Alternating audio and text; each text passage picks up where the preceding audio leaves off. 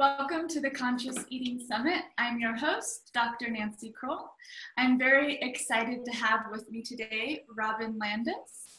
Robyn is an Ayurvedic educator, fitness nutrition specialist, and also best-selling author of Herbal Defense. Thank you so much for joining me today. Yeah, I'm really happy you had me. I really appreciate it. So do you mind sharing with our viewers a little bit more about yourself, how you came to be an expert in your field, and maybe, what you focus on in your own practice? Yeah, sure. So you named a couple of things I do. I actually bring together kind of a constellation of things. I'm an ACE certified fitness professional. So I'm a fitness trainer. I'm a health coach. I am a student of Ayurveda and an educator.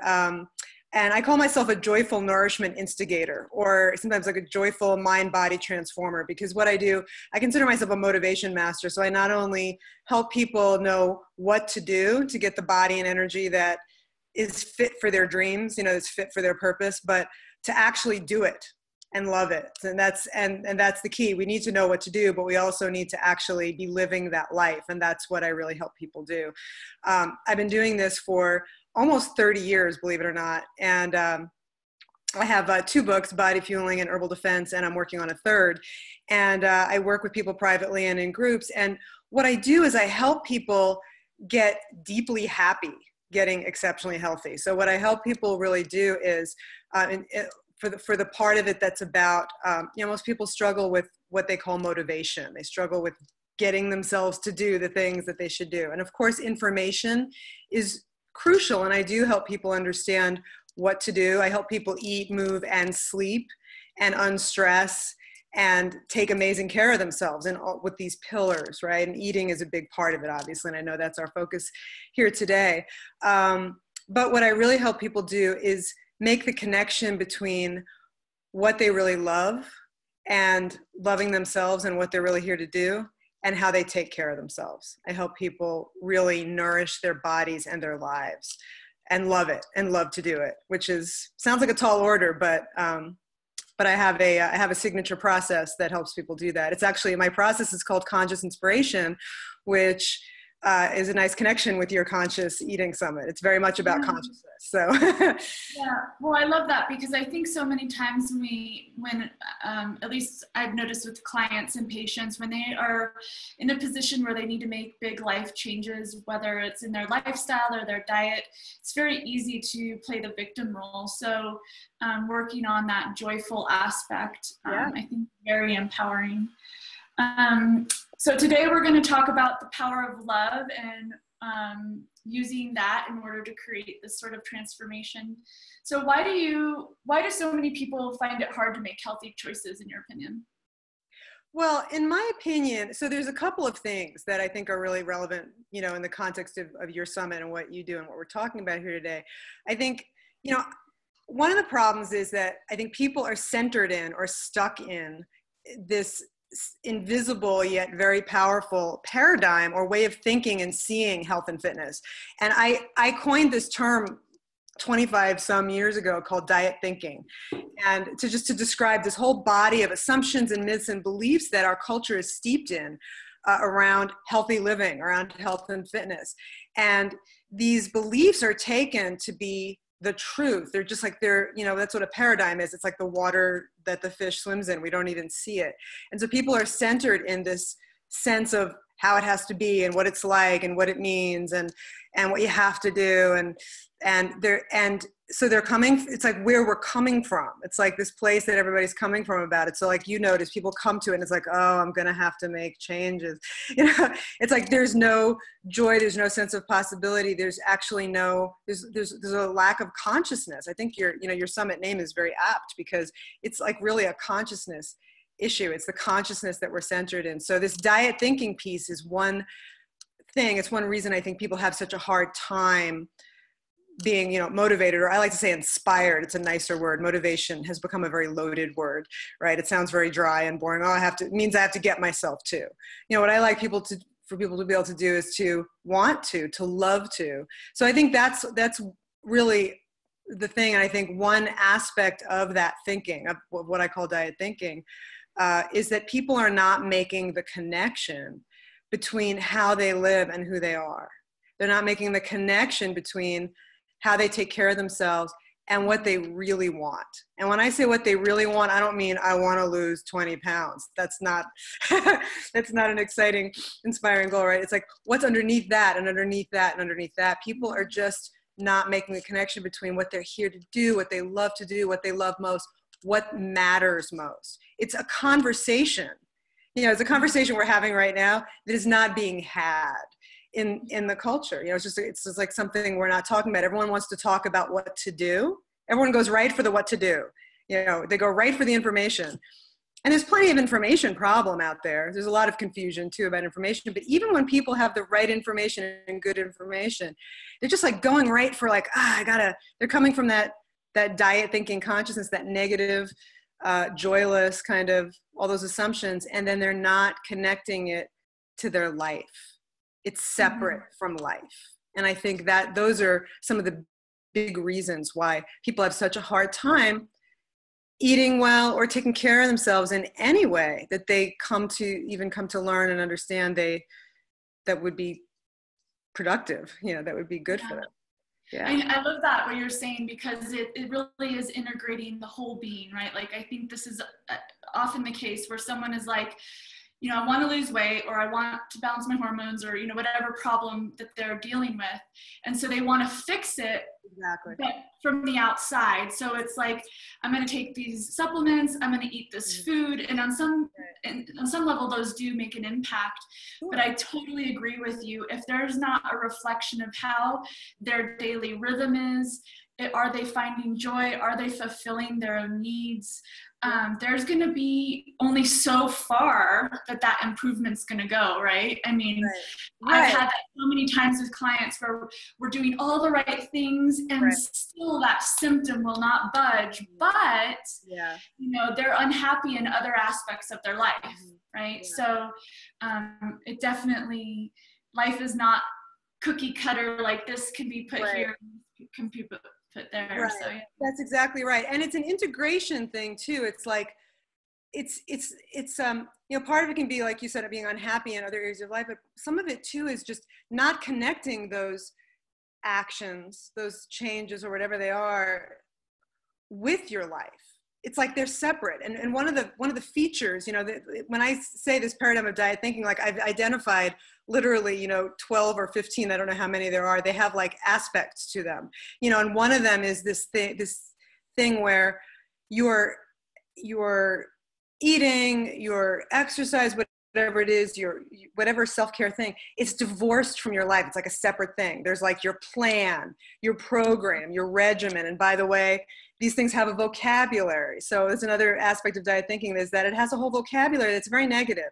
So people talk about regimens. They talk about, you know, limits. They talk about control. They talk about, even my industry does it. I'm very critical of the way my industry talks about compliance and adherence. I mean, in healthcare, in medicine, in fitness, in the health and fitness industries, there's a lot of conversation about, you know, you'd say like, this doesn't last, right? And lay people ask, their question is, how do I make this stick? You know, how do I make this last? You know, right. Yeah. And how do you, but you know, from a health professional point of view, people talk about, you know, client compliance is a real issue. It's like, well, yeah, if you talk about it that way, it's going to be an issue, because who wants to comply? You know, that's not a life. It's like, where did we get the idea that eating, moving, resting, supplementing, giving ourselves, you know, the best things that are wonderful for us, that could be such a juicy, beautiful thing. It really, which is really could be a reflection of caring for ourselves, loving ourselves, giving to ourselves. And it's become, it's like seen as a, you know, over here is your diet and over here is your life. Over here is your exercise regimen. Oh my gosh, who wants to do that? And over here is your life. And it's like, never the twain shall meet. You know, it's like, what about just eat and move? It is your life. It's not just, I don't even see it as part of your life. It is your life. What could be more life-giving than the nourishment you give yourself? And it's just a different way of talking about it and thinking about it. But the cool thing is that even though this is the source of the issue, you know, you say, why do people struggle with this so much? And it's like, yeah, this is a real problem. The cool thing is that when you address this, when you start to think about this way, when you shift the way you see it and think about it and where you're coming from about it, that magic can happen. Like really, I mean, it's not, you know, it seems magical, but it's also really practical. It's like when you start to care for yourself from a place of loving yourself and wanting to give yourself what you really need, because you've identified these deeper reasons, your deeper why. And when you start living that way, you really get the results that you want. And you love it because you're like, this is how I live. I'm not following a plan. I'm not, you know, on a regimen. I just take care of myself. I know what to do now. And I'm doing it because I want to take care of myself. There's some work to be done to get to that place, you know, but it's a process. But when you get there, it's like, it's a whole different possibility, you know? Yeah. So, in your like experience, something that kind of came up when you were talking about in this integration of body movement and, you know, just kind of this whole lifestyle, the first thing that came to my mind is actually my partner, who is a huge bike advocate. And so we cycle a lot. Yeah. So we try to integrate as much as possible. Well, he is 100%, he doesn't even drive, but like me, yeah. I'm not quite there. Right, but yeah. Actually integrating your movement into your functional life. Yeah, and so I'm just curious, like, you know, when you're talking about that, how do you see clients integrate this functional movement? Like, is it actually still going to the gym and just seeing it as a positive thing rather than a negative thing? Or is it actually, you know, walking to work, or, you know, actually having more, what do they call it? Like maybe functional movement or yeah. Yeah. Well, you know, when I work with people on movement, and again, I work with people on integrating all the things, like having a life where they, you know, first I want to make sure they're fueling their bodies well for whatever movement they're doing. Otherwise, the movement's not going to be, you know, it's hard to move when you're not fueled for it and you're not, you know, nourishing yourself in that way. But when it comes to movement, I just help people discover what they love to do, you know? And so for some people, some people enjoy the gym and some people don't. Some people hate it. You know, some people like to walk or run or bike, and some people like to dance or, you know, just move around with their kids. Or the best kind of exercise is, you know, this is an old saw, but the best kind of exercise is the kind that you'll do. So, I mean, I really, you know, my goal is to help people find what they love and do that. Because, see, you know, in diet thinking in our culture, what we're really focused on, where people are very focused on, what's that one right thing that's the right way? Oh, I heard it's this. Oh, I heard it's that. Oh, today it's this. You know, there's always some new thing. And it's usually very, you know, hyper specific. And again, it gets really, you know, we get really like wound up in the little minutia of things, when the truth is they're really basic, wholesome things that we all can be doing. If you want to fine tune and tweak when you've got those basics in place, awesome. You can go to the next level and the next level and the next level. But the truth is, you and I both know that if you look at statistics, and not just statistics, but the people we see all the time, most people are not even doing the basics. You know, most people are not even just eating, moving, resting, you know, sleeping, managing or dealing, you know, mitigating their stress.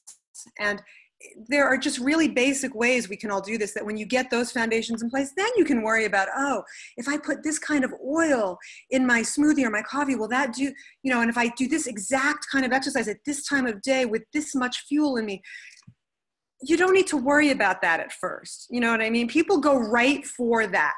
You know, it's a backwards kind of way of doing things. So I think that if people can integrate movement into their lives in every way, yes, of course, if you can walk to work and bike to work and you know, make sure you get up and move around when you're sitting a lot. But really, and yes, you know, we can work on all those things, but I would emphasize that it all needs to start with, you know, you said you get people to just go to the gym and just make it a positive thing. It's like, well, you can't make it a positive thing unless you do this work that I'm talking about that's underneath all of this conscious inspiration work, where you have the conversation, you do the reflection about, what is this really all for? Why am I doing any of this? What really matters? What am I fueling? What am I nourishing?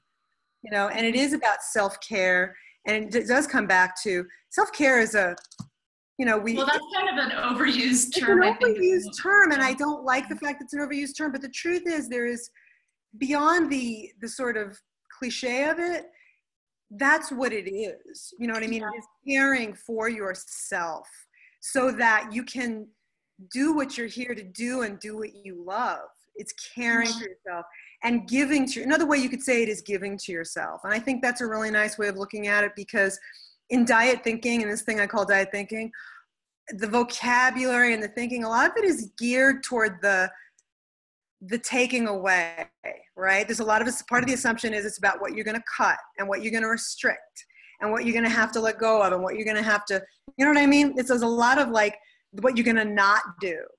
And there's not enough. And of course there are some things we do need to, if you're doing something very unhealthy, it's good to not do that.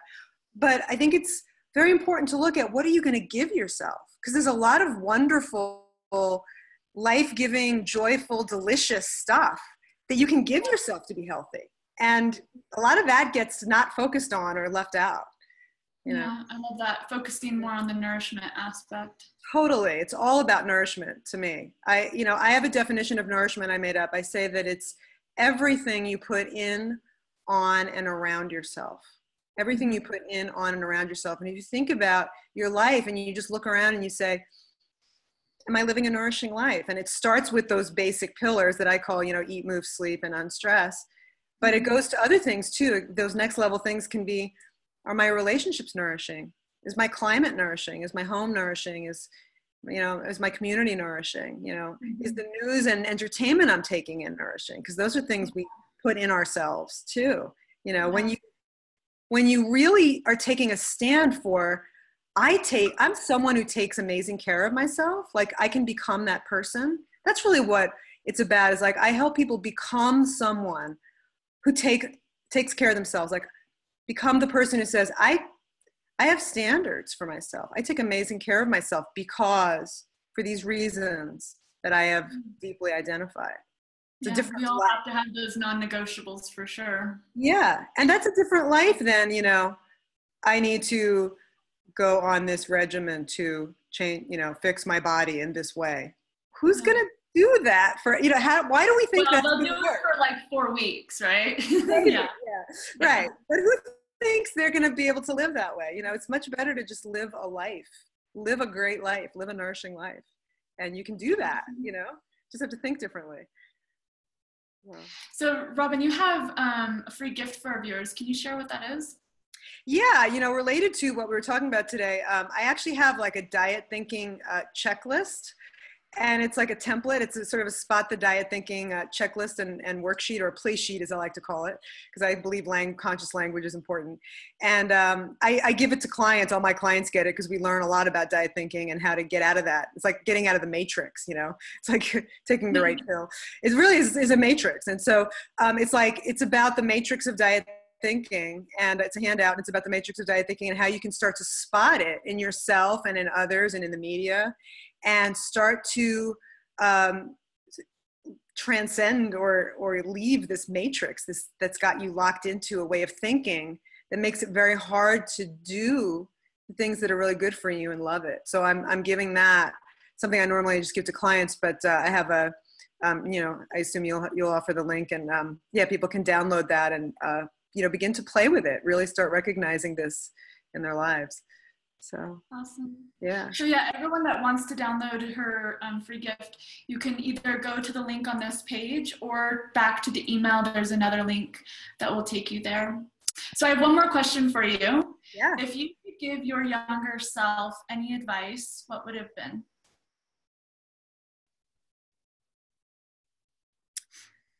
I guess that's a great question. I've never been asked it quite in that way. I mean, if I could have given my younger self some advice, it would have been to stop trying to get my body to look a certain way and manipulate it to be a certain way, but to just nourish myself to feel amazing, and the rest will come. So just to just love myself and give to myself and give myself the food and movement and rest that I really need to live the life that I'm here to live.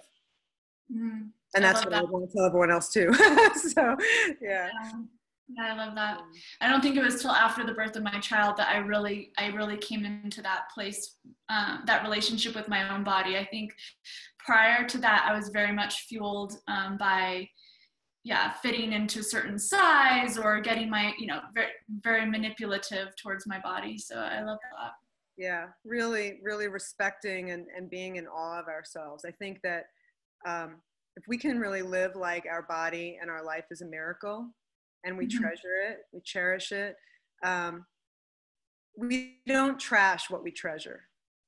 And that's one of the things I like to say. We do not, when we cherish something, we don't trash it. And that is really missing for a lot of people. And but the nice thing is that connection can be made and it can change everything. Mm-hmm. So. Well, thank you so much, Robyn, for sharing. Yeah, thank you. That was such an important message for so many of us to hear. Yeah, thank you. And thanks so much for pulling together all of this great wisdom for people to be more conscious in the way they take care of themselves. It's awesome. You're welcome. All right. Thank you all for joining us. And this is the last interview for the Conscious Eating Summit. Wow. Bye.